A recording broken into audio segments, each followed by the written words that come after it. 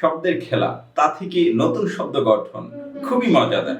প্রতিটি শব্দকে আমরা এমনভাবে শিখব, শুরুতে একটি রোট ওয়ার্ড আমরা বের করে নেব, তারপর সামনে এবং পিছনে অর্থাৎ প্রিফিক্স এবং সাফিক্স দিয়ে নতুন নতুন শব্দ গঠন করব। তাহলে আজকে যে বিষয়টা জানবো সেটা হচ্ছে প্রিফিক্স অর্থাৎ উপসর্গ।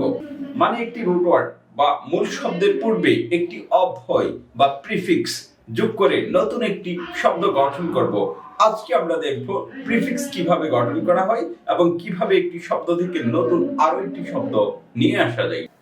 তাহলে চলুন প্রিফিক্স বা উপসর্গ কিভাবে যোগ হয়ে নতুন শব্দ গঠন করে এবং নতুন অর্থ দেয় তা আমরা দেখছি। প্রিফিক্স মানে হচ্ছে উপসর্গ। প্রিফিক্স মানে উপসর্গ। উপসর্গ মানে হচ্ছে একটি রোট ওয়ার্ড বা মূল শব্দের সামনে এসে যে নতুন শব্দ তৈরিতে সাহায্য করবে সেই বিষয়টা।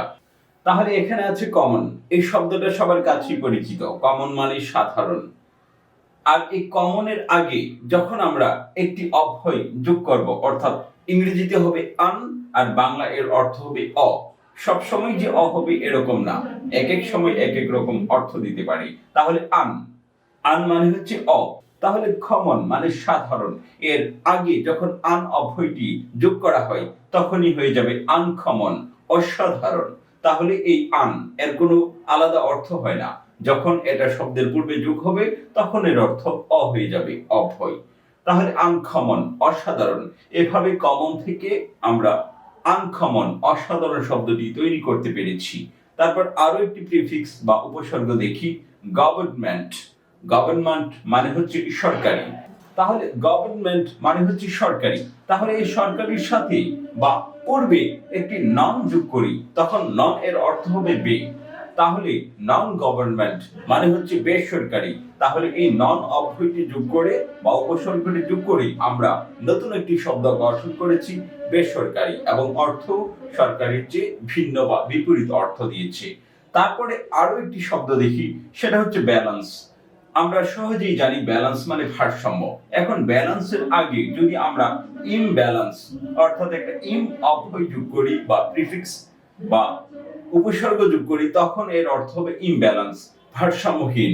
তাহলে এখানে ইম মানে হীন অর্থ দিয়েছে এবং ভারসাম্যহীন, ইমব্যালেন্স নতুন শব্দ গঠনে সহায়তা করেছে। তারপরে আরেকটা দেখি ইন্টার। ইন্টার মানে হচ্ছে আন্ত। ন্যাশনাল আমরা জানি জাতীয়। এই ন্যাশনালের আগে যখন ইন্টারন্যাশনাল দিয়ে দিই তাহলে এটা অন্য একটি অর্থ দেবে আন্তর্জাতিক, অর্থাৎ সীমানা পেরিয়ে, দেশের বাহিরে, আন্তর্জাতিক। তাহলে ন্যাশনাল থেকে ইন্টারন্যাশনাল হয়েছে, ইন্টার, আন্ত এই শব্দটি যোগ করি। তারপরে দেখুন এন। এন মানে হচ্ছে করা বা কোনো কিছু ক্রিয়া অর্থে ব্যবহার করতে এই এন শব্দটা যোগ করা হয়। যেমন ফোর্স, একটি শক্তি, নাউন। এই ফোর্সের পূর্বে যখন এন এই প্রিফিক্স বা উপসর্গটি যোগ করি তখন হয়ে যাবে ভার্ব এন্ড ফোর্স, শক্তি প্রয়োগ করা। তারপরে দেখুন লিটারেট। লিটারেট মানে হচ্ছে শিক্ষিত। তাহলে শিক্ষিতের বিপরীত আমরা এল মানে অ।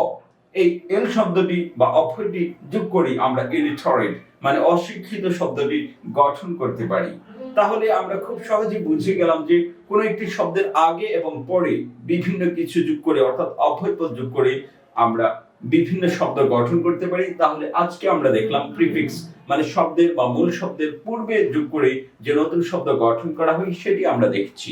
আর পরবর্তীতে এক এক করে আমরা সাফিক্স প্রিফিক্স দিয়ে শত শত শব্দ কিভাবে তৈরি করব সেই বিষয়গুলো আমরা একে একে জানবো। আজ এ পর্যন্তই থাক। আসসালামু আলাইকুম।